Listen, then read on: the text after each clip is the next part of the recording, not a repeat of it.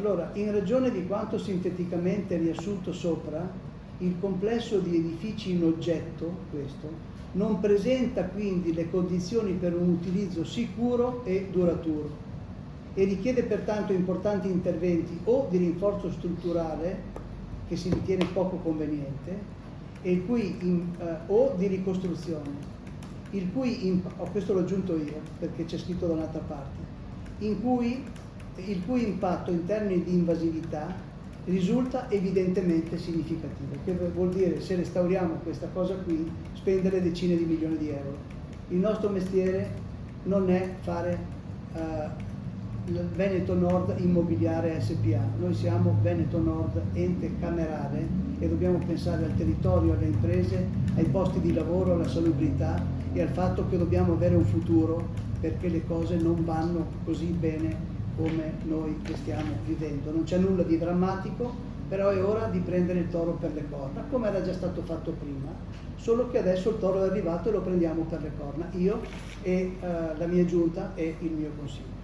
Allora, abbiamo deciso di chiudere perché, come vedete, noi ci stiamo raffrescando con dei pinguini. Viva chi ha inventato il pinguino!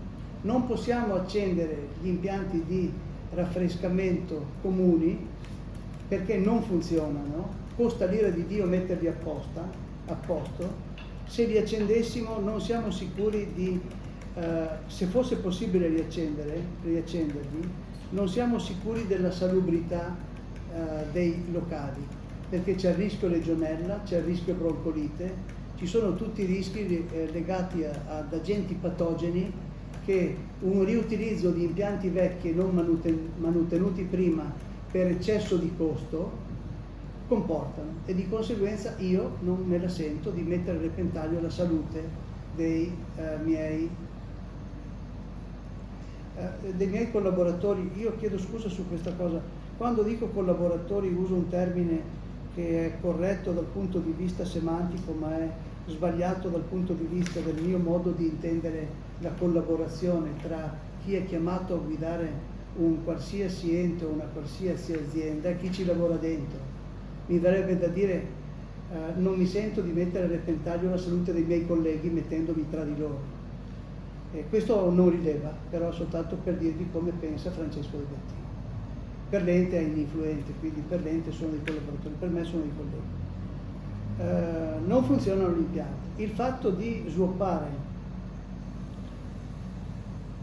dal raffrescamento al riscaldamento comporta un rischio di sicurezza, perché l'alternanza del caldo-freddo durante le giornate invernali può portare e generare un fenomeno che noi ingegneri chiamiamo lo sfondellamento dei solai. A proposito di questo, lo sfondellamento. Prima di leggervi che cosa è lo sfondellamento, vi dico che cosa provoca. Di colpo si stacca un soffitto fino alla sua parte di laterizio compresa. Quindi, come succede in tante scuole d'inverno, come si legge, come succede in qualche ospedale, come succede anche in qualche fabbrica dopo un incendio, c'è il rischio che uno sta lavorando e gli cada addosso il soffitto. Non è detto che muoia, però sicuramente bene non sta. E di